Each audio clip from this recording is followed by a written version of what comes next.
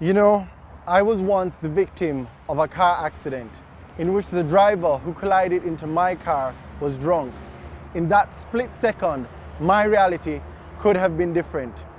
In a perfect but selfish world, what we see here could have been the reality, an expansive, wide road.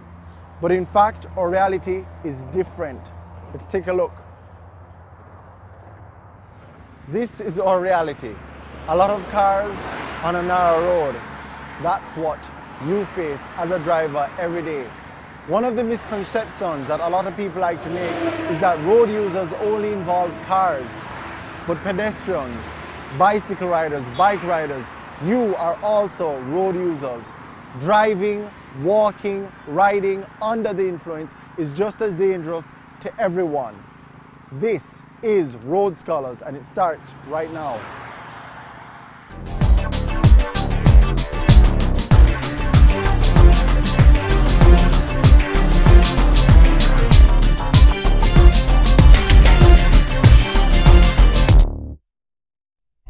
Welcome back to another episode of Road Scholars, the program aimed at making you and me a better road user.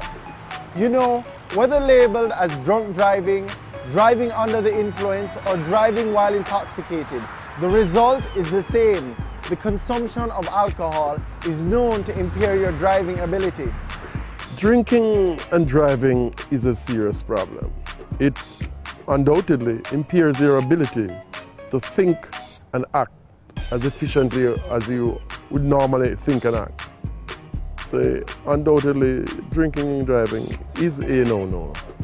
If you're going to enjoy yourself, please have a driver who is not going to drink, period. Or take a taxi, so you can ensure that the parties will arrive and return back to their respective homes without being injured. Our statistics reveal some pretty surprising things. Young men, in particularly my age group, are known to make up the majority of fatalities on our road.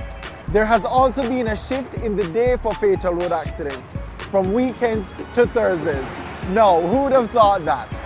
Most of our accidents in Jamaica occur between the hours of 6 p.m. to 9 p.m. In the past, it usually take place on a Saturday, 6 p.m. to 9 on Saturdays, and then it shifted to Fridays, because as we change our activities, the pattern of fatal collision on our roads changes. And now we have seen it change to Thursday. Okay, more people now are dying on Thursdays than on Fridays and Saturdays, as was the pattern. So as we change to prevent these accidents from occurring on our roads, the motorists are also changing.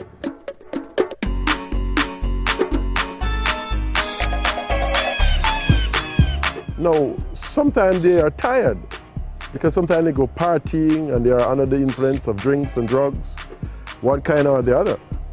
And they believe because their energy level is so high.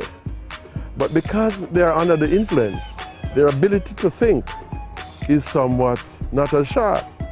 And a simple error means an error of life. Someone's life is taken because of it.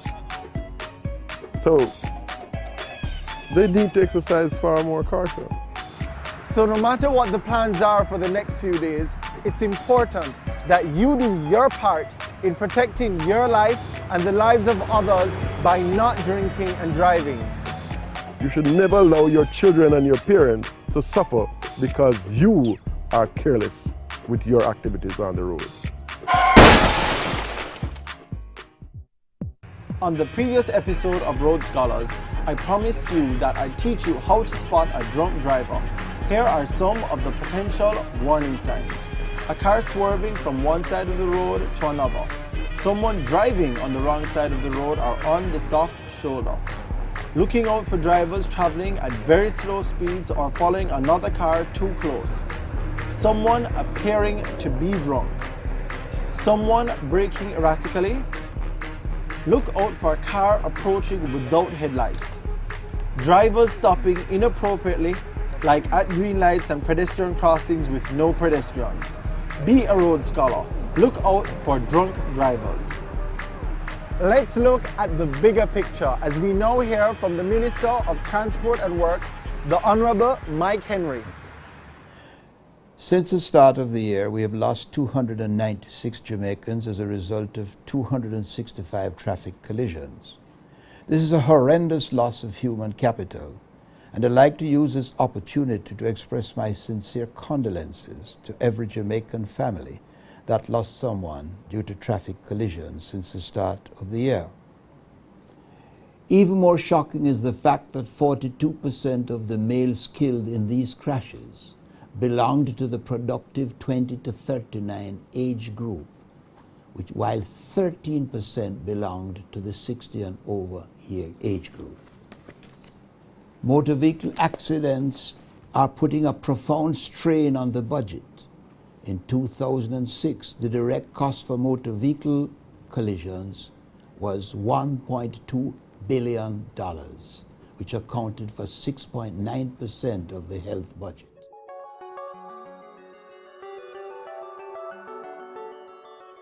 I am the author of a book called Jamaican Cocktails and Mixed Drinks, and I have encouraged my life that what we do is drink responsibly and drink with a great deal of understanding that we don't use the roads alone, that we use it with a number of people. And defensive driving, based on my driving career in motor rallying, etc., has always shown me to check my vehicle carefully, ensure everything is in working order. And if I borrow a vehicle, I always drive within 20% of what I think is the capacity of the vehicle, because I don't know the vehicle and its response. And therefore, each driver should be very responsible and very responsive and recognize it is not him who is the main one who is going to suffer, it's others who are also part of that suffering. For this festive season, the police will be on our roads, especially over the next few weeks, ensuring that we as motorists observe the Road Traffic Act, thus ensuring the protection of all road users. We want you to do all that is possible to stay alive and not be responsible for another's death. If you must drink, drink responsibly. We are appealing to all road users. Consider the loved ones who are left behind as a result of fatal accidents. Let's do our part. Keep our roads safe. We want you to be one of our road scholars, and to qualify, all you need to do is answer this question correctly. Based on our road statistics, on which day do most fatal accidents occur in Jamaica? I'll give you a hint, it's not the weekends. Email your answer to roadscholars300@gmail.com. Our winner will be announced next week. I know you're excited to know who was last week's winner, but just before we announce the winner, let's thank our sponsors.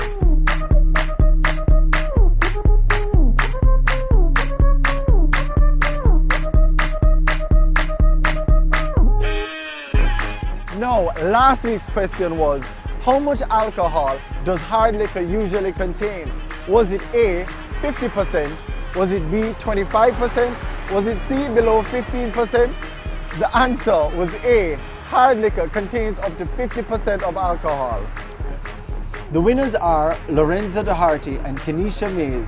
They have won for themselves prizes from Universal Shocks. Congratulations, Road Scholars. Remember that when you drive, you are in control of a potentially lethal weapon. It is said that a car is more dangerous than a loaded gun. Until next time, I'm your host Kibwe, and this has been Road Scholars.